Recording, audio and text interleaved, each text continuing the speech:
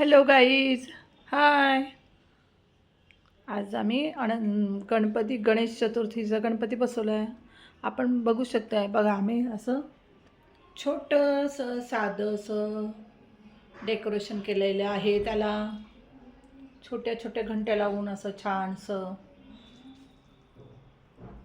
रंगीबेरंगी लायटिंग, छोटं मागे सूर्याचे हे, त्याला आसन, लाल कलर आवडतो गणेशाला म्हणून.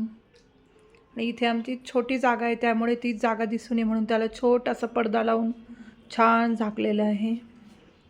आत्ताच छान खचे 5 पदार्थ वापरून आम्ही त्याचे मोदक केलेले आहे. हे तुम्हाला मोदक दिसत आहे. आता त्यातले मोदक काही आम्ही प्रसादाला दिलेले आहे. आणि आता तुम्ही सांगा बरं, याच्यामध्ये खचे 5 पदार्थ किंवा 7 पदार्थ वापरून आपण कसे मोदक बनवू शकता, ते मला लाईक आणि शेअर करून सांगा.